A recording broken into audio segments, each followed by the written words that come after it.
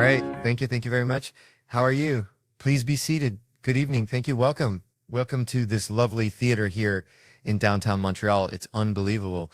Can't understand you. Female voice does not travel well. I don't know what it is up close or in a whisper. It can make your dick hard. Beyond 10 foot, it just sounds like a couple birds fly, fighting over a French fry or something. There you go. That's how we start. Somebody's coming out of the gate. I'm sick of Obama's wife.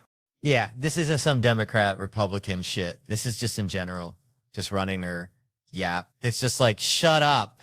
You weren't elected. Your husband isn't running a lemonade stand. He's running the country.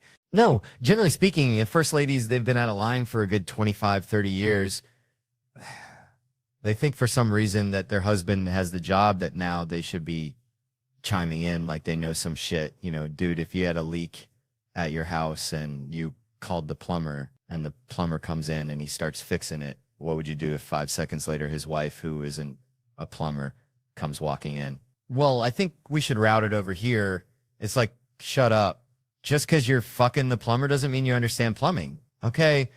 No, this is all like my fears because they're trying to tell us down south here.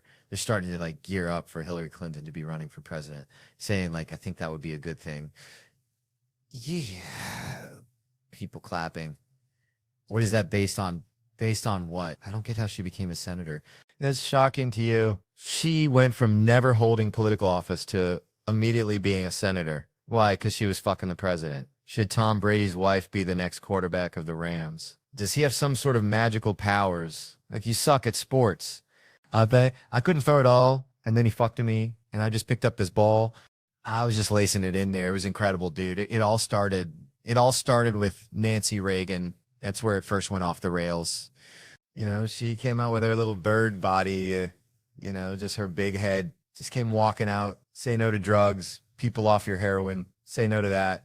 She just walked back. Hillary had her stupid healthcare plan. Obama's wife's running her yap on 60 Minutes. I got to give it up to the Bushes. They had their women in line. They did. Barbara never said shit. She smiled every once in a while. She threw something in there. George W.'s wife. I don't even know her name. This dude was in office for 8 years. I don't even know her fucking name. What's it like? Beth or Paige or something like that? He had her on lockdown. Going out there tonight. I'm giving a speech. And when I say something and they laugh, you're going to nod, you're going to smile, and you're going to toad that head. Is this how it's going to be? Really? Do you think like me saying this is somehow going to affect? She's still going to win? Listen, let me ask you this question. Do you think that a woman being president is going to affect anything? Do you? Oh, do you? What are they going to do? What are they going to do? What the fuck is she going to do? Do you know what the president makes? The president makes $400,000 a year. That's it. He's supposed to keep bankers in line that get like $100 million bonuses. I'll tell you, if you really want, nothing's going to change, okay? Black, white, dick, or clam. It doesn't make a bit of difference. Nothing is going to change until somebody's got the balls to start a group, go over the wall of one of these gated communities, and you start slitting some throats. Not just random throats, the right throats. You got to climb up a tree, be up there with your scope, knowing that in 11 fucking minutes your life is going to end, right? And take out many of those people as you can. Yeah. Other than that, it's just going to be a pair of tits saying the same shit to you. I'm staying in a hotel, everybody. I like staying in hotels. They make me feel comfortable. I feel safe in a hotel. You got the lobby. There's always somebody down there. In case an axe murderer comes in, that's the first person that's going to get killed. You can hear the screaming when you're up in your room. Gives you a chance to plan. Barricade the door, turn on the shower. Hide in between the mattresses, right? Little misdirection back in the day. I used to stay in motels. I hated staying in motels. Could never feel safe. You were lying in a bed 2 feet from a door that just opened up out into a parking lot. Anybody in the world could just come walking up, kick the door open. Ah, you motherfucker. Just drag you out of the bed. And you're just lying in that bed. So not ready to have a fight to the death. Sitting there half naked like nodded. Meanwhile, there's some guy on the other side of the door with a chainsaw. Like you're lying there like it's kind of early to be trimming the hedges, but when that dude comes through that door, you lie to yourself as a man that if something like that happened, dude, I just jump up, grab a lamp, let's fucking do it. You know what the reality is? Most people, the best you could do is maybe make a weird noise. Just be like, oh, that would be it. That would be it. That dude just come in. The last thing you'd see is just ceiling, carpet, ceiling, carpet, ceiling, carpet, ceiling, carpet, ceiling, carpet, ceiling, carpet. Looking upside down back at your own body, right? I will say this. What I enjoy about this theater is nobody has told me it's haunted. Anytime you go into a theater, they always give you the history. It was built 1948. It was a tribute to Rocket Richard. Everybody chipped in. Blah, blah, blah, blah, blah, blah, blah. And we have a ghost. His name is Michael. I immediately lose all respect for anybody over the age of 8 that still believes in ghosts.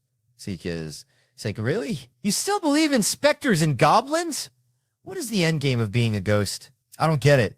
You can go anywhere you want to go in the world. You're just going to stay in a basement for the rest of your life, just waiting for once every 6 months somebody comes down to check the boiler, and you get to be like, why would you go somewhere due to come?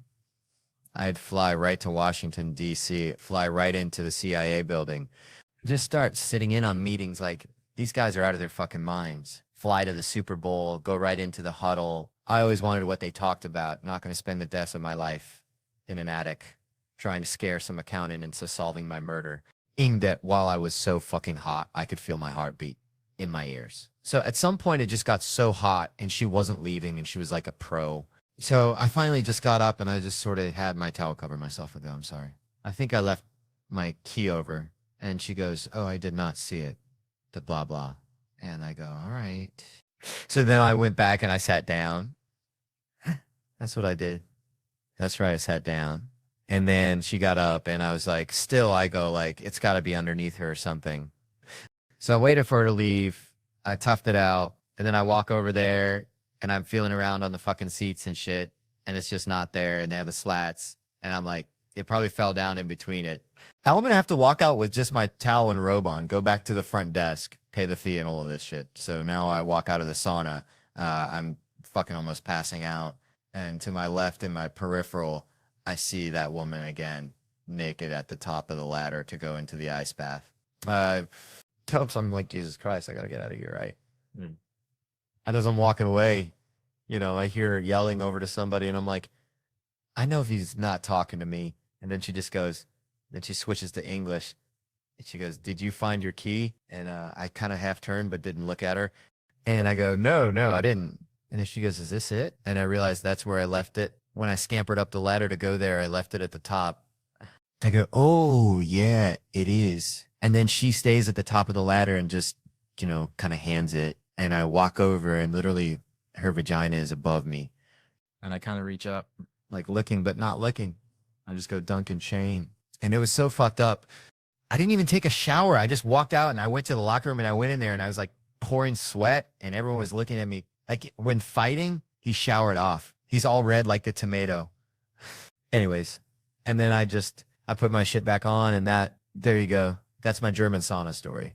But I do have to tell you this though. If you're completely naked in a sauna, it's even better. It is even better. It's fucking weird. But you only can do it in a place if everybody's naked. Then it isn't weird. It isn't weird.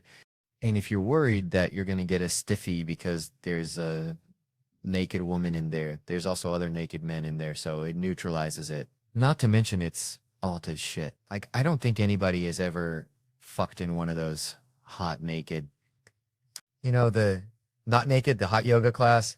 What do they call that? The Bikram yoga. Like, you can barely survive somebody is the last thing on your mind when you're sitting in like an 80-degree heat.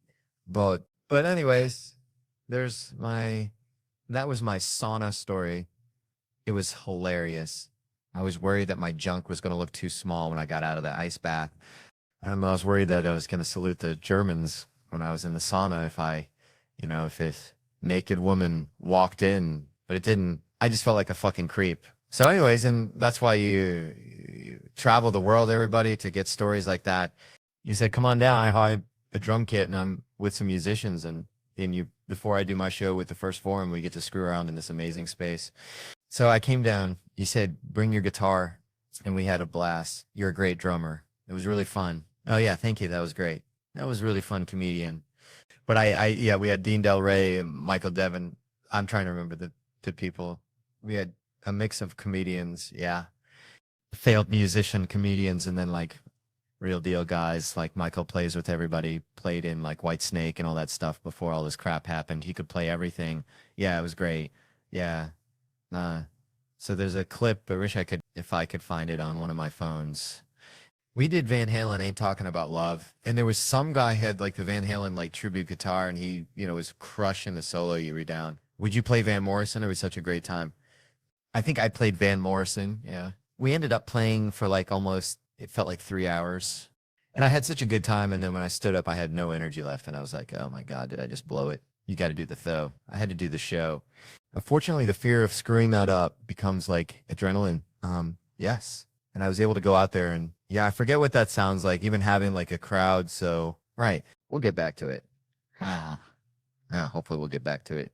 Yeah. All right. Let me make sure I get this right. Right.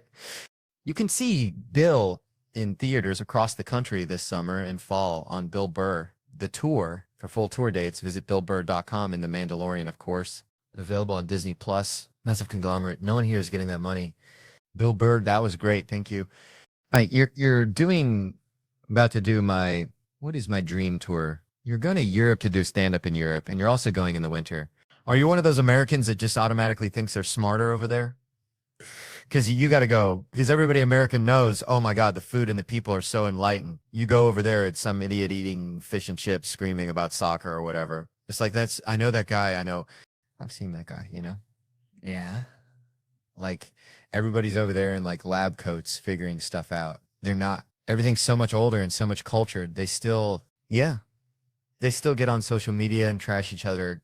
Are you going to any places? You've obviously toured a lot over there before. Are you going places you've never been? Yeah, this is like a thrash. I'm going through like Eastern Europe, like Estonia. I'm doing Prague, Bosnia. Poland is a big one I wanted to go to. And yeah, so you go in with an expectation. Do you think to yourself, oh, a Bosnian audience will like this part of my act? But you just go in and do exactly what you do. Like I'm right here because you go over there. The first time I did London, like I was just in my head the whole time. I'd have like a joke coming up about like, and it involved a squirrel. And then in my head, I'd be like, do they have squirrels over here? Did I see a squirrel? Is this going to bomb? And I would be like freaking out. And then I swear to God, you pull back and then they pull back and then it just becomes like this staring contest. So I just act like I'm here. I use references, I use slang, and I just go until it bombs. And then I make fun of it that they didn't get it. And then I just go again. But I've gotten some of the funniest. I was in Stockholm, Sweden one time and I was on stage and there was some guy, saying, all right, what do I do after this? Where should I go? Blah, blah, blah, blah, blah, blah. And I just hear this guy in the crowd yells out, he goes, come to my house, they'll have a party. I was just like, yeah, I think I'm going to skip that one. I don't think I'm going to meet you anywhere, buddy. But they had a great sense of humor. And I remember when I did Stockholm, Sweden, I came out and I said, hey, it's great to be here in Switzerland. And they all laughed thinking I was joking. And I just played it off. I was like, oh, I missed that. So anyways, do you feel a bigger rush? Is there something, when you think about all the small rooms you played here and, where you're from and when you go over to a whole nother country, do you have a rush of like, I can't believe I'm killing in a foreign country in a big crowd? Yeah, definitely. But I always have that thing, you have a job to do. These people paid for a sitter. They're coming out in that thing. And I'm always trying to get like better. But there's definitely, I'm starting to add some shows over there and it's just like, it's YouTube, it's Netflix. Like your stuff can just go international. And, I definitely feel blessed that I can go to these places, make a little bit of money, and yeah, meet all these kids. Can you enjoy yourself the day of like, if obviously you're going city to city, so you don't have a lot of time. If you have a show at night in Og, can you go out and enjoy a day in Prague, or are you in your head about the fact you got a show? Probably not, because this is my first time there. The first time there is always just, you go there like, an animal sleeping on a futon and all that. Then you build a following. Then I can bring my wife. She shows up once, all the land's been cleared, all the hard work's done. I want to go. This seems like fun. I didn't bring her. She'd probably buy some stupid antique over there. And I got to figure out how to bring it halfway across the world. But I like it. Yeah, you break even on the whole try because he got an old piano. The word that's going to kill me earlier is going to be why. That's what my wife always does. Do you like this? Nah, I don't like it. It's a piece of, don't get it. And then she's always just like, why? but I like it. I and then it's just like, all right, buy it. No, but I want you to like it too. And it's just like there's just no winning. But you have a you're a licensed helicopter pilot. Yes, I am. This is true. How long has this been the case? I get it. 2014 or 2015. I can't remember. What made you want to become a licensed helicopter pilot? Conspiracy theory and living in Los Angeles. What is the conspiracy theory that led you to it?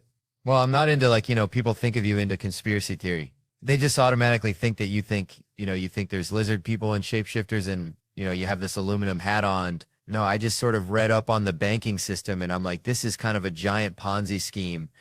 And, I was living in LA and I was just looking at it and it's like you can't get out of this city even when it works. Like, what if ever hit the fan? How do I get out of here? And it just seemed like up and out was the only way to do it. So, yeah, no. So then think, you know, like, yeah, but then I always watched Magnum PI and always liked TC and he flew that Huey 500, which I thought was cool.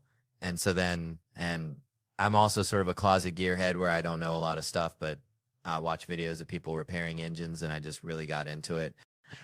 Next thing you know, I'm flying around in those things. I guess my question would be though, based on your escape plan, do you have your own helicopter? No, there's a lot of holes in it. Also, this is not enough for your family. I know, but I can only afford to. I just rent those things, man. It's just like, yeah, that's the thing. There's another thing too. Whenever you watch like a zombie movie and some guy comes running up to like a plane, a got helicopter, I should say, and just starts it up like he's getting in like a Corvette and just drives away. That's not how it works. You got to warm the whole thing up. You'd have to kill half the zombies by the time you went through your pre-flight just to get up and out of there. So I didn't know that. So I went ahead and I did it. And I will tell you, um, it's one of the big accomplishments in my life because I was terrible in school. But that was something that I wasn't worried about learning how to fly it. It was the ground school and all the rules you had to know. So, but I was so interested and it was so fascinating. I was actually able to do it. So, well, congratulations on that. Thank you. Congrats on the show. I have a great trip to Europe, man. Duh. Oh, thank you. Thank you very much. It's always a pleasure to see you. Great. We finally did this. Bill Burr, everybody. Bill, you even said that you're a lifelong Red Sox fan, that you were disappointed that you're a little disappointed that the Red Sox, you're not unhappy that they're losing now. No, I'm sorry. I mean, who says that? Burn off all the bandwagon. Okay. All those people with the pink Red Sox hats singing that stupid song in the seventh inning. Sweet Caroline. Yeah. Bum, bum, bum. Your girl's got her head on your shoulder like you're at a romantic comedy. It's what they got. They got like a mascot now. They got a mascot. I didn't know they had a mascot. They tried a mascot in the late 70s and the guy got pelted with so many like cigarette lighters that he quit after like 3 games. And that's what I mean. Now I come back to Boston, everybody's like they like holding, swaying, singing the song. It's not. The Patriots have like a lighthouse at their stadium now. It's just not the city I left. So you're bitter that they had that success. Were you happy that they won No, I like that they won. I'd like them to continue winning, but I don't think we have to sing campfire songs in like the seventh inning. Okay. I don't like mascots. I don't like those songs. And Steve Jobs, I think, was a little overrated. Nice take, me. Thanks. You love it. You love it. You love going against the grains. Fantastic. I like annoying people. Okay. On that subject, then, did you watch the conventions? Republican convention, Democratic convention? No. I think if you watch those, you're an idiot. I don't understand why you would sit there wasting your time. They all say the same thing. They're all like, over the last 4 years, everything good that happened was because of us, and we would have done more good stuff if it wasn't done those guys. And then the Democrats go, oh, we did all the good stuff. It's like you're all working for the same guy. They've been on both horses, and then it just kind of goes, it's not for you, right? You vote for that guy that says, like, there's a meteor headed right towards the planet. That's the guy you vote for. You go with the psycho, because there's no way there's any corporate money behind that guy, right? That guy's going to come on TV. He's going to come on TV, like, reading files from the Pentagon. Like, you know what else they're doing? Like, just freaking people out. And as unsettling as that is, at least you can canon it to you can trust it, that no corporations behind him. They're not getting any money on the side. Because I think both the Democrats, Republicans, they just say the same thing. They just say those applause break. I think it's time to get this country back to work. And some guy with like a Tennessee sign jumping up and down like he's part of it, right? You know, we're all gonna get replaced by like robots. That's what I think. Like eventually, you think we're all gonna be replaced by robots? Yeah. Like according to my YouTube and Wikipedia research, I think that's the event. You know, what is Conan? I I don't have any kids. And if you go too long, you get a little crazy, you know. You become like that black dude and not Predator. Remember that guy? Like I see it over there in them trees. Become like that guy. So you become him because you didn't have children shaving your head. No, you got to have something. I got to have a kid. That's what I got to do. I should just have a kid and play catch with him. You know, I don't tell him that, you know, Santa's coming and all that, right? No, I think it's too late. Whatever I am saying, what I'm feeling, you can at least give me that, right? That's good. You are saying what you're feeling. I want to make sure I mention this. This Bill's new special, You People Are All the Same, which will be available online October 1st, billburr.com. That's right. And I'm hoping people are going to actually download it and pay for it. I am hoping it's a big risk now. Yeah. That could become like $140,000 business card. You know, that's going to basically be like, and if you're going to steal it, can you just be honest and just say, I stole it? Can you just do that? Don't be like, we're not stealing it. We're sharing it, man. No, you're stealing it. All right. I hate to tell you this. Lars was right. He was right. It's stealing. Okay, Dad too. You know Lars from Metallica? Yeah. Okay. The other Lars, I don't know. There might be another Lars. I'm just trying a monster movie. Lars, turn the switch. Kind of like a boss. I keep forgetting this show. I started to watch. I watched the first 3 episodes and I absolutely loved it. And I tweeted about was a cartoon from Japan. I guess they're called anime, which I did know that, but I didn't realize it was such a divisive thing to say that you liked a show that was anime. I feel like is anime like the emo of cartoons? Like I tweeted that I like this show called One Punch Man. All right. And responses that I got, dude, are you drunk? Oh my God, you're into anime. And then other people just like, this is like the greatest day ever. I just like the show. And I've watched enough of the same type of shit. And I was scrolling through and I was like, what the fuck is this show? And I looked and it had 5 stars, 4.5, 5 stars, which is why I really hope Netflix doesn't go to thumbs up, thumbs down, like I said, because it's so fucking, you know, stubbing your toe, thumbs down, Adolf Hitler, thumbs down. I mean, the thumbs down is this. There's a big gap between Hitler and, you know, stubbing your fucking toe. Anyway, so I put this thing on, and what I loved about the show, aside from the fact that I really thought it was funny that you actually kind of got like a sense of what young people feel like in Japan, as far as their view of going into the corporate world was very similar to the empty feeling, unless you're a fucking sociopath over here. I find like a very like common thread to that, and to basically give you the overall thing, the superhero in it. He's not a soup. He doesn't want to be a superhero. When I'm out fighting monsters, I never feel as if my heart's really in it anymore. I mean, I just did a hero thing as a hobby, all right? And he fucking trained really hard because he wanted to be the strongest guy in the world. And in his training, he lost all his hair, which is hilarious. And he's really self-conscious about it. But he ended up developing like this punch. And no matter what monster he runs into, he doesn't give a shit whether they kill him. He's just completely devoid of any like passion or emotion. It's just like, what happens to you when you get shoved into a fucking cubicle? And he's got this one punch, and he just can punch so hard that no matter how badass the monster is, he gives the M1. Somebody said they should have called the show the right there, Fred. And he gives him the bam in the face, as Eddie Murphy says, in the face. Yes, yes, in his face. In his face, yes, in the face. And their head explodes, and the monsters that he fights, you also get more of an insight into where people's heads are at in Japan. And it was like, you know, one of the monsters he fought with some giant virus sent here by the earth to get rid of all the humans because of what we've done to the planet. So there was an environmental thing then. My favorite one was this guy who was Crab Man. Dave. Yeah, he was half like up top. He was all crab, and then the bottom, he was half a guy and he was in. But the bottom half, he's in his bare feet and tidy whities. Bet you're a new businessman already hating the daily grind. I ate too much crab and turned into this crabland tea. You should be crapping in your pants right now. Why aren't you running? And the guy's like, oh, I ate so much crab meat that I became a fucking crab. And to me, he represented the upper 1% corporate guys. You get, you know, on some power lunch, just eating all the sushi and just take. Nothing spiritual about him. So he gave him the old right there, Fred. And then he fought this fucking lady. And she had command of all the mosquitoes. And she'd set the mosquitoes on everybody, suck all the blood out of you and all your energy, and then it would make her stronger. And to me, it's like, oh, this is a gold-gugging, blood-sucking whore, right? Come on. That wasn't nearly enough blood to satisfy my needs. And I go get some more from me. And then once she got to do it to all the animals and everybody there, she didn't need the mosquitoes anymore. She told all the mosquitoes to go fuck themselves. And I'm like, Slash, this is also somebody who becomes successful and forgets where they come from. And they look at everybody where they used to be as like a bunch of fucking peons, a bunch of little insignificant little mosquitoes.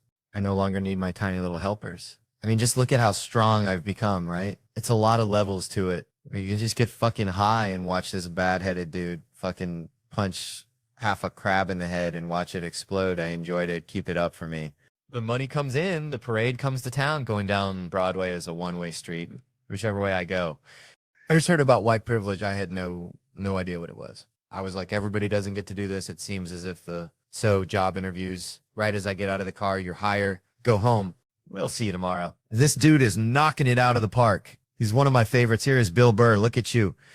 How are you? Oh, I love that. You did the audience a plaid applause for everybody. Yeah, there he is. Come on, keep it going. For him, it was really, you relate to adults differently, people that you knew forever. And I always hated when somebody who didn't have a kid. God, you don't get it, man. You don't get it. Kevin, I was like, fuck you. I get it. It's like having a dog, but it's more intense. I love the racist white guy thing. A bunch of racist white guys that came out of the forest and they were just going, Trump, Trump, Trump. It's like, where were all these racist white guys the last two elections when they could have voted against a black guy? They were fine. Oh, I don't mind the black guy, but this white lady, we got to stop her. Gonna take a four-wheeler. Good to have you on again. Thanks for being here. It's nice to be here. You know what? I actually have the same dream about somebody coming into my house. This happens a lot, actually, where I'll be just falling asleep and I'll think I'll run through an entire scenario of a home invasion and I don't have any kind of weapon in my house. So you want to go with the 22 caliber, right? Perfect gun to shoot in the house. The low caliber gun. You can't really kill anybody from a distance, So if they take a hostage, you can just start shooting at them. And, perfect. Just let it go. Just good to know. Yeah. And now when I'm on the road, I talk about getting a 120. Everybody makes fun of me and like, it's that guy thing like, oh, what are you going to shoot a squirrel with your little gun? But if you're in a house, that's what you want. Little 22, I'm basically teaching you guys how to kill somebody, I think. So it's a 22, you think is superior to the part of a vacuum cleaner. Yeah. You don't want to have like a 44 Magnum. It's like you're going to shoot through the guy through the wall, blow your dog's brains out, like drop the engine out of your car way too much. Like a little 22. You can still hear if you miss, right? No, I shot a 38 one time with no hearing, with no hearing protection. Yeah. I was doing landscaping for this guy, and all of a sudden he was like, oh, yeah, that follow sound that needed killing. Yeah. And he was like, I got this 5-shot 38 I never shot. It was the 80s. So you're like, yeah, why not? You can't explain anything by just, oh, it was the 80s. Why did you do that? It was the 80s. We went down the street that somebody burned a car for insurance, so we were shooting at that. And after the first shot, I couldn't hear anything. And I never forgot that. So if you're in the house and you miss, now you can't hear. You're blinded by the muzzle flash. This guy's coming around your bed with a sickle and you're shooting the wrong way. Sickle, sickle, sickle, sickle. Oh, he's got sickle, sickle, sickle. Is he harvesting wheat? What's he doing? What's he doing in your house? He's a sickle. I honestly, as you get older, you think about safety, and I totally relate to that. Yeah. When you're home alone, it's just that feeling. Yeah. It's just, you're the only one there. What's for dinner? If somebody comes in, it's on you. Yeah. That's why I never was comfortable in a motel. What? Because you're just laying in this bed like 2 feet from a door that just opens up into the parking lot. Any guy can come in and you're just not ready to have a fight to the death. You're just laying there. You turn on the chest, this guy comes in. So to be honest, I'm never ready to have a fight to the death. It's like in a motel. You think in a motel, it's like, you're particularly vulnerable in the motel. You should, just drive by a motel and just look at it. You're just looking at those doors. Like there's just people and they're just laying on beds, like half naked, just laying there, and the door's like that thick. It's barely, you could put your foot right through it. He's going to be like that. That's it. Last thing you're going to see is just, you're going to be looking back at your own body like you're crazy. No, I do think about that. The kids, AC/DC, I raise him right. Great, I raise him right. And you know what's my favorite thing ever is my son. Not only does he love AC/DC, he dresses up like him. I got him a guitar and he like watches the videos. He can do like his Chuck Berry thing. And one of my favorite moments, I was laying in bed with my wife and my son woke up early when he was 3 and he started singing Sin City. First song, second side, Power Range. He's 3 years old. He was down. This little voice, dun, dun, dun, dun. And I look at my wife, doesn't know the song. I'm like, he's singing Sin City.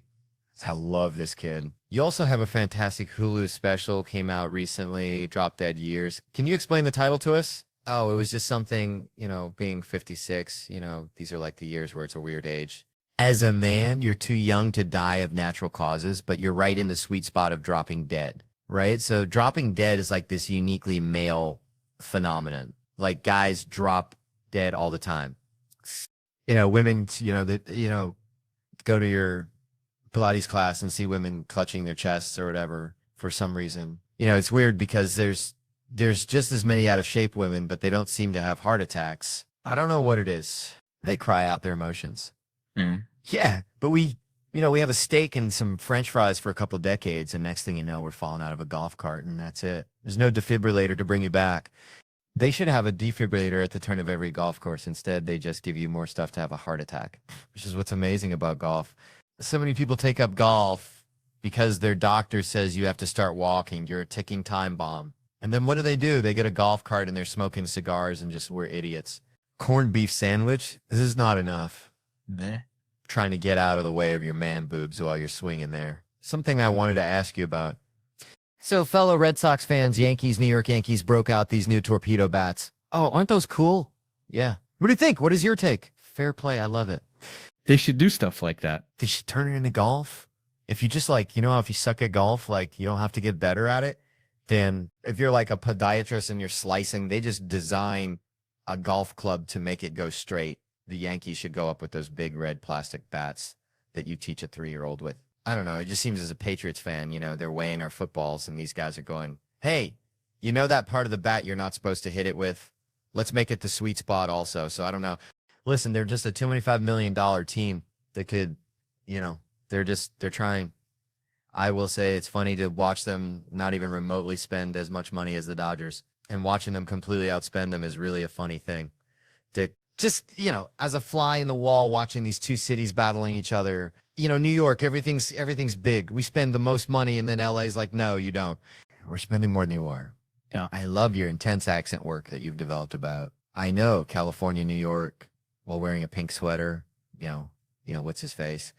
I always do something to give the trolls something to talk about. So there's going to be a bunch of, he's wearing pink now on this liberal show. What is this? Some woke? What's funny is white liberals are the ones that gave the definition of woke to whites on the right. So no white people really understand, it seems, what that word really meant when they took it from black people. So people on the right just think it means an insufferable, self-involved liberal douche. And they're not wrong if they're talking about a white person, right? Run around crying about their pronouns is like the sun is like lighting the planet on fire. Faith, look how scared you are about pronouns. It's unbelievable. They're like, when you talk about pronouns, well, if the rest of the world doesn't want to take our food because they see what we look like, they don't want our beautiful chicken, they don't want our beautiful beef. And yeah, why is that? Why would you? It is just always the best way. Go to Europe, and if you can, and eat a tomato and see what it really is supposed to taste like. Well, this is a tomato. Jesus, Chris. Like somebody fucking stabbed you in the roof of your mouth. It would affect how you talked in school. Like for the first 3 periods, I would bleed one day when I bit them out in the fucking sun in July on a fucking roof. And I remember the first job I had looking over the fence. These fucking good-looking people, like Instagram-looking people, before Instagram, they were just lounging at a pool, just looking up at us. And I was just thinking, like, what the fuck am I doing with my life? He was living. No, that was working. I hated that job so much. Do you know I just left? I didn't even go back and pick up a paycheck. I just wasn't meant to do it. Do you know there was this fucking guy who worked there? He had these jeans on, right? And I had a giant hole here. And he would never wear underwear. Oh, come on. It was so weird. I remember one time I was sitting there picking up these fucking tiles and this dude stepped over some shit and the hole moved like, oh wow. Flash is fucking junk. Those are my 2 memories from that. that dude's junk. And those people sitting by the pool, maybe that's why I didn't go back. That's a great reason not to. No, I wasn't good at confrontation. Then I thought he was going to get mad that I didn't want to do a job where I was going to get sunburned and look at some guy's dick. If you could have a superpower, what would it be? Oh, that's a good one. You know what it would be? When I'm second in line to make a left and the person doesn't pull up to get out in the intersection and make sure I make it, my superpower would be that I could mentally move them out into the intersection, and if they gave me the finger, I would slowly slide them into oncoming traffic. I wouldn't make them hit because that's an innocent person over there. It's not like a superpower. You a villain, man. I would scan them. I would scan them. You're the first villain I had on my show. Everybody else, superpowers like Marvel characters. Your shit is like a villain. They're lying to you. Everybody's pretending that they care. They don't. If you really listen to people, what they care about is what affects them. True. Nobody gives a shit about the 8-year-old who made this jacket. Do I? Do I write him and say thank you for sewing this together? No. I'm out there trying to get Grecian formula to make some shit for redheads. I always wake up and do shit. If I could work with anybody, dead or alive, you know what? Dead or alive, I would do a set in front of Richard Pryor, and all I would want him to say was, hey, funny stuff. That's it. I wouldn't want to bother the guy. And I would just want him to acknowledge that he watched, and on some level, he thought it was humorous. This one time on tour, okay, Eliza, that's a tough one. This one time on tour, I was with Charlie Murphy. I will go back to that. And this kid at the Tempe Improv was also into martial arts and thought that his style was superior to Charlie's. And Charlie said that it wasn't. And they had a little kung fu match in the fucking, right? You know, where they had the black and white tiles. And I remember Charlie was twisting up so bad he wasn't even looking at the guy. He was just looking over at me, smiling the whole time he was doing it. And I just remember somehow he had turned the kid around where he was behind him and his arms were all in his face. And Charlie was just laughing, and Charlie had this laugh. So the kid was humiliated. I remember I wanted to laugh, but I was just like, oh, I don't know karate either. So even though that kid's losing, Charlie leaves. He'll kick my ass. So yeah, if I wasn't a boss, oh my God, I'd be a failure. Because I wouldn't have gone after what I wanted, and I would be working for somebody else, and I'd be a drunk.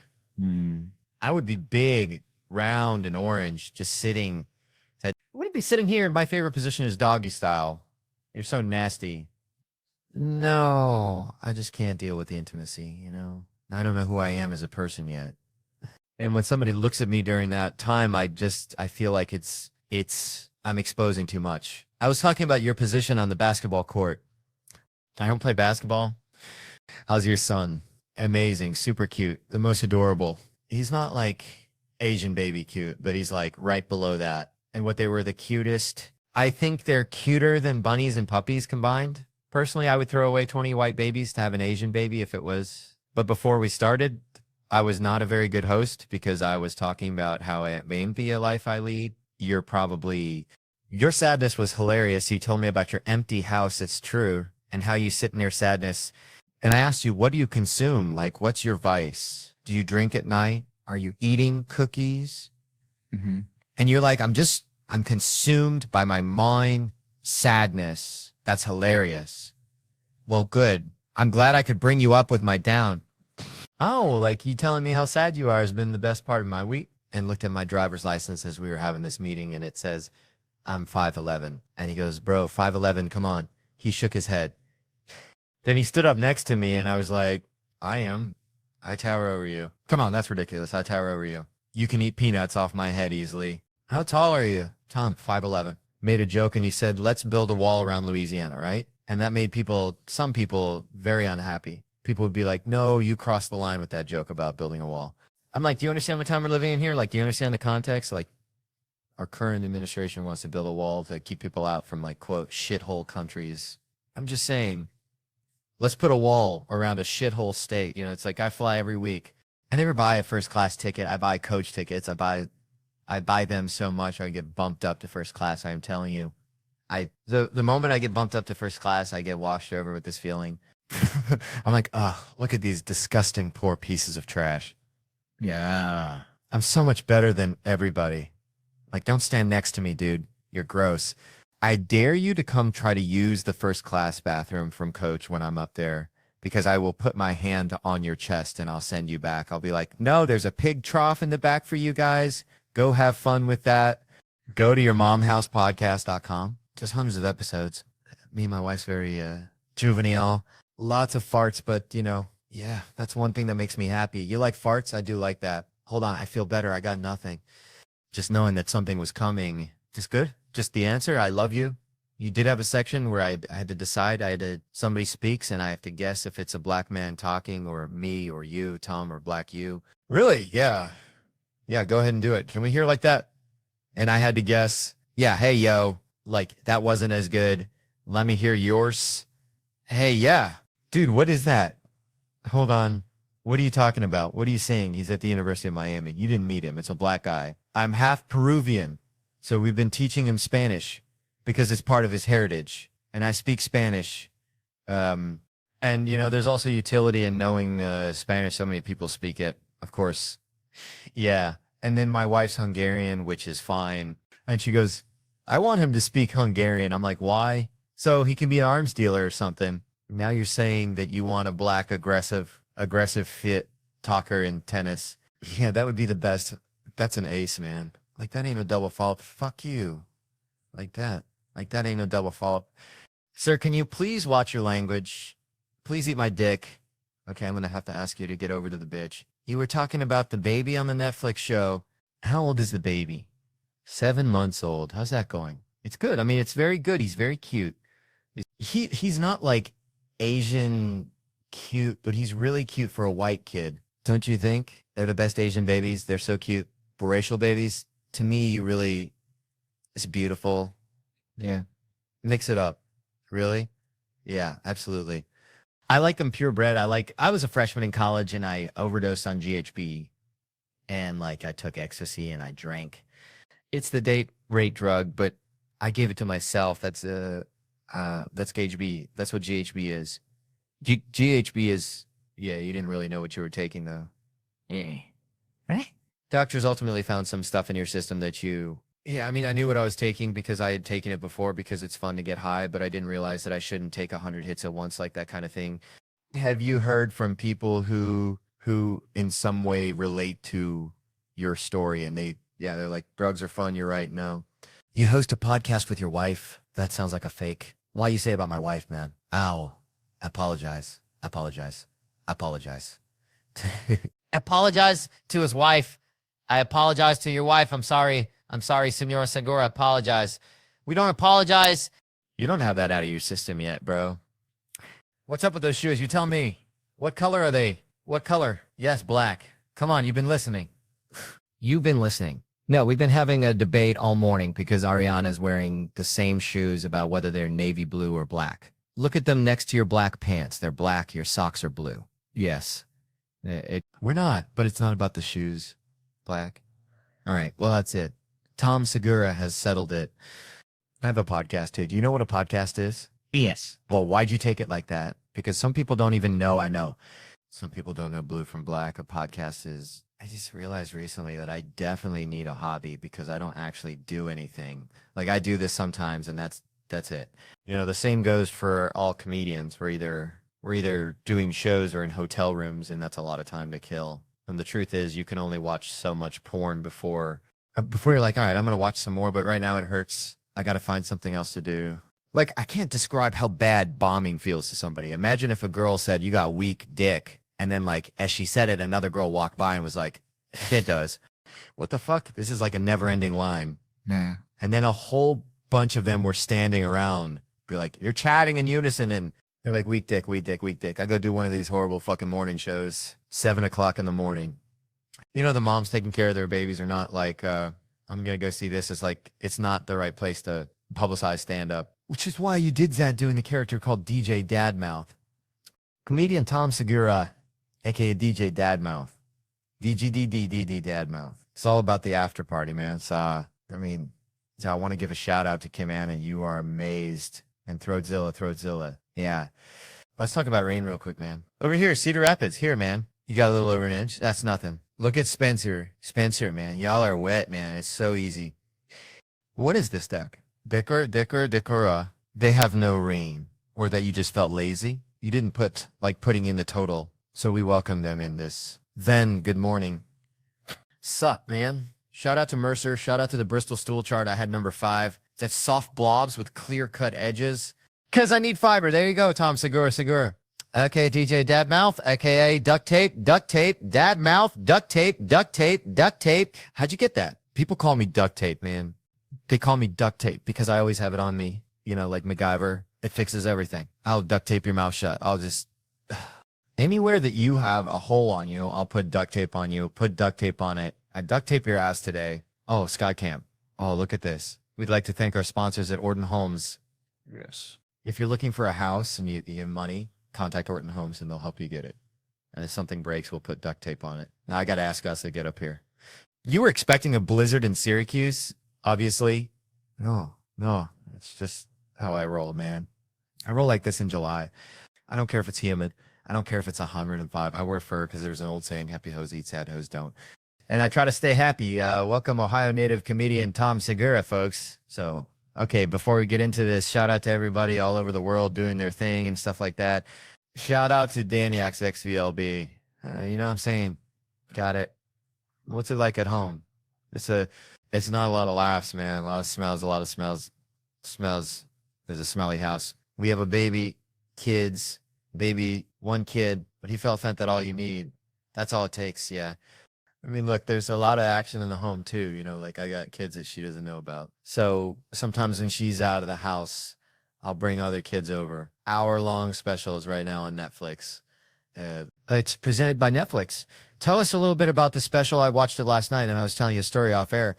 You started off, it's hilarious. And then you go into some stories where my girlfriend's outside of the room and she goes, huh? He said, what? What did he say? Yeah, it's dirty, but it's hilarious. Yeah. I mean, your girlfriend, here's what I've been trying to figure out. I got into online shopping recently. I guess that's a thing. Here's what I've been doing though. I shop for things that are like way out of my price range. And then after a while I go, oh yeah, I can't afford that. Like today I was looking at yachts online and then I was telling myself I didn't want them as if they were an option. You know, I was like 50 Faye. See if it, that's not even big enough for all my friends and family. I'm not getting that shit.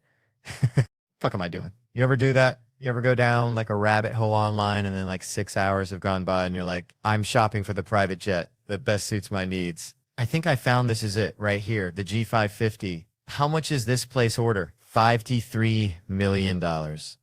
Well, maybe not now, but maybe later I'll just bookmark that shit. You know what that is? That's a sense of entitlement. That's me thinking I should be associated with this thing and I haven't earned it. I have. Neither of you, but also me. I get that feeling the most when I get upgraded to first class. Yeah, I fly every week. I never buy first class ticket. I buy coach tickets. I buy them so much, I get bumped up to first class. I'm telling you, the moment I get bumped up to first class, I get washed over with this feeling. I'm like, look at these fucking poor pieces of shit. Ugh. So much better than them. Don't stand next to me. Ugh. Dude, I dare you to try to come up from coach and use the first class bathroom. When I'm there, I'll put my hand on your chest, okay? There's a pig trough in the back. That's for you guys, for the big ballers up front. Some people buy first class tickets. Because I always feel like they know you got upgraded. They always give you the look like, by the way, we fucking know. You can sit up here, but you're not like us. God, it's so weird, people. People ask me like, I get asked fucking travel advice from strangers. Can we just break down crazy that is? Like people come up to me and they're like, hey, you travel a lot, right? And I'm like, yeah, where should I go? I don't fucking know you, man. You ask travel advice to people who know you intimately. They know you well. They can guide you based on what they know about you. I mean, so you don't ask strangers dining advice, right? Because you're like, hey, man, where should I eat tonight? I know I've never met you before in my life, but do you think you could give me a recommendation? Yeah, you should try this dim sum place. But then that person might go, oh, I hate the Asian world. And you're like, oh, shit, I didn't know that about you. Yeah, I killed like 4 of them. What are you, like a serial killer or something? Yeah. Now you're in an awkward conversation with a serial killer, Sam. I met Kevin on the set of the movie Death at a Funeral. Yes, sir. Death at a funeral. I met Kevin. I had seen him. You had a special on Showtime, and it was a bunch of young comedians, and Kevin and I think we had like a lunch break or something. And Kevin came up to me and asked for advice, and I'd seen him, and I don't know. I gave him some advice. And it's weird. He's the only guy. Kevin Hart and Aziz Ansari. Only guys that ever listened to me. And he literally did exactly what the fuck I told him. I looked at him. I said, yo, man, you're really funny, but your problem is you're competing with these other comedians. They are not your peers. You're better than all, all of them. But you need to get out of their circle and develop your own voice. That's what I told him, right? True story. I swear to God, within 800 days, Kevin Hart was a bigger star than me. Within 800 days, he was taking parts from me. He's in a movie with The Rock. My last name's Rock. How the fuck he get the fucking part? From now on, when I see young comedians, they ask me for advice. I just say, shut the fuck up.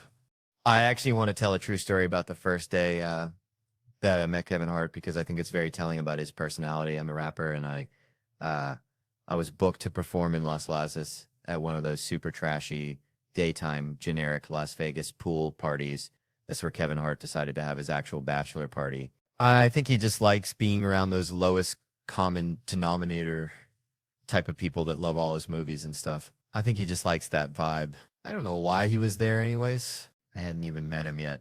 I was on stage rapping, you know, really in the zone. I heard the crowd roar. All of a sudden, I assumed it must have been because I had done something cool, but I turned right and no, it was actually because Kevin Hart jumped on stage, microphone in hand, and actually performed to perfect me for the entire duration of the rest of the show. Which, look, I grew up in Philadelphia idolizing this man. So it was a total dream come true to have this guy materialize out of thin air and meet him right there on the stage. Very cool moment in my life. As years went by, I took a step back and really analyzed what actually occurred that day. The audacity of a man, having never met the performer, to just assume that everyone wants him to just jump on stage and interact.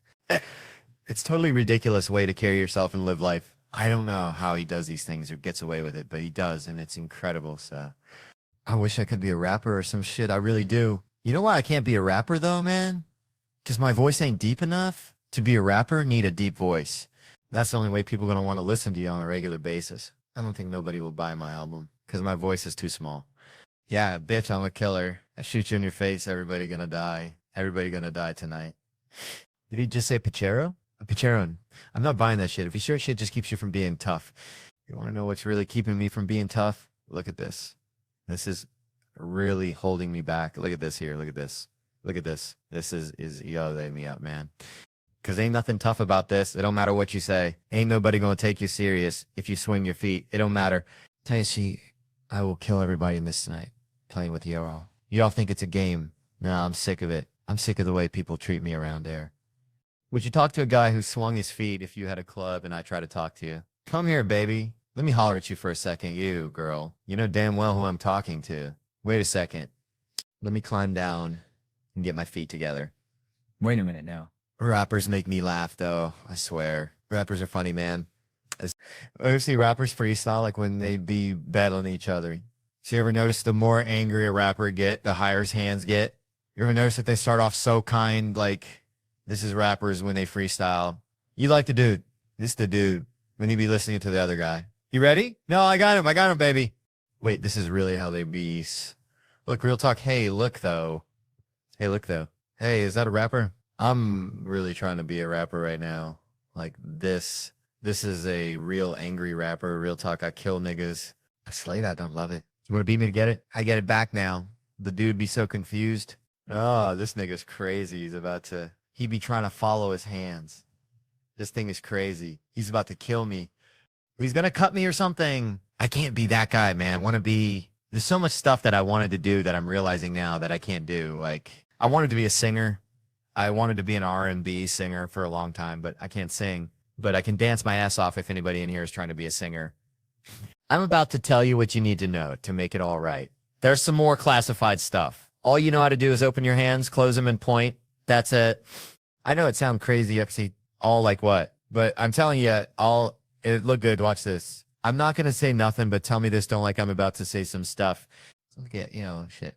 Keep on, sing something. What are you going to say, girl? That or the slide out? The slide out is, you ever see an old group and the old group being a thing? Like the Temptations of somebody. You never know who the lead singer is, so they slide out. They be like this. They slide out and start singing on you. That's the best shit ever.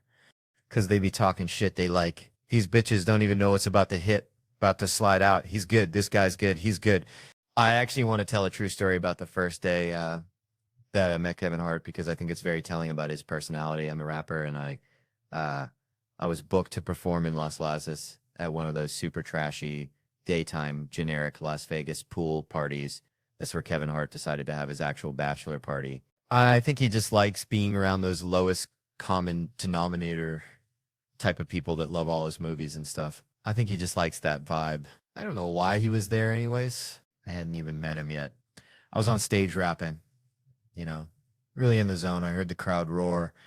All of a sudden, I assumed it must have been because I had done something cool, but I turned right and no, it was actually because Kevin Hart jumped on stage, microphone in hand, and actually performed Perfect Me for the entire duration of the rest of the show. Which, look, I grew up in Philadelphia idolizing this man. So it was a total dream come true to have this guy materialize out of thin air and meet him right there on the stage. Very cool moment in my life. As years went by, I took a step back and really analyzed what actually occurred that day. The audacity of a man, having never met the performer, to just assume that everyone wants him to just jump on stage and interact. It's totally ridiculous way to carry yourself and live life. I don't know how he does these things or gets away with it, but he does, and it's incredible. So I wish I could be a rapper or some shit. I really do. You know why I can't be a rapper though, man? Because my voice ain't deep enough. To be a rapper, need a deep voice. That's the only way people are going to want to listen to you on a regular basis. I don't think nobody will buy my album because my voice is too small. Yeah, bitch, I'm a killer. I shoot you in your face. Everybody gonna die. Everybody gonna die tonight. Did he just say Pichero? A Picheron. I'm not buying that shit. If you sure shit just keeps you from being tough. You want to know what's really keeping me from being tough? Look at this. This is really holding me back. Look at this here. Look at this. Look at this. This is yelling me up, man. Because ain't nothing tough about this. It don't matter what you say. Ain't nobody going to take you serious if you swing your feet. It don't matter. Tell you, see, I will kill everybody in this tonight. Tell you what, y'all. Y'all think it's a game. No, I'm sick of it. I'm sick of the way people treat me around there. Would you talk to a guy who swung his feet if you had a club and I try to talk to you? Come here, baby. Let me holler at you for a second. You, girl. You know damn well who I'm talking to. Wait a second. Let me climb down and get my feet together. Wait a minute now. Rappers make me laugh, though. I swear. Rappers are funny, man. I see rappers freestyle like when they be battling each other. So you ever notice the more angry a rapper get, the higher his hands get? You ever notice that they start off so kind, like this is rappers when they freestyle? You like the dude. This is the dude when you be listening to the other guy. You ready? No, I got him. I got him, baby. Wait, this is really how they be. Look, real talk. Hey, look, though. Hey, look, though. Hey, is that a rapper? I'm really trying to be a rapper right now. Like this. This is a real angry rapper. Real talk. I kill niggas. I slay that. Don't love it. You want to beat me to get it? I get it back now. The dude be so confused. Oh, this nigga's crazy. He be trying to follow his hands. This thing is crazy. He's about to kill me. He's going to cut me or something. I can't be that guy, man. There's so much stuff that I wanted to do that I'm realizing now that I can't do. Like, I wanted to be a singer. I wanted to be an R&B singer for a long time, but I can't sing. But I can dance my ass off if anybody in here is trying to be a singer. I'm about to tell you what you need to know to make it all right. There's some more classified stuff. All you know how to do is open your hands, close them, and point. That's it. I know it sounds crazy, actually, all like what? But I'm telling you, it look good. Watch this. I'm not going to say nothing, but tell me this. Don't like I'm about to say some stuff. Shit. Keep on, sing something. What are you going to say, girl? That or the slide out? You know, the slide out is, you ever see an old group and the old group being a thing? Like the Temptations of somebody. You never know who the lead singer is, so they slide out. They be like this. They slide out and start singing on you. That's the best shit ever. Because they be talking shit they like. These bitches don't even know what's about to hit, about to slide out. He's good. This guy's good. He's good. I met Kevin on the set of the movie Death at a Funeral. Yes, sir. Death at a funeral. I met Kevin. I had seen him. You had a special on Showtime, and it was a bunch of young comedians, and Kevin and I think we had like a lunch break or something. And Kevin came up to me and asked for advice, and I'd seen him, and I don't know. I gave him some advice. And it's weird. He's the only guy. Kevin Hart and Aziz Ansari. Only guys that ever listened to me. And he literally did exactly what the fuck I told him. I looked at him. I said, yo, man, you're really funny, but your problem is you're competing with these other comedians. They are not your peers. You're better than all of them. But you need to get out of their circle and develop your own voice. That's what I told him, right? True story. I swear to God, within 800 days, Kevin Hart was a bigger star than me. Within 800 days, he was taking parts from me. He's in a movie with The Rock. My last name's Rock. How the fuck you get the fucking part? From now on, when I see young comedians, they ask me for advice. I just say, shut the fuck up.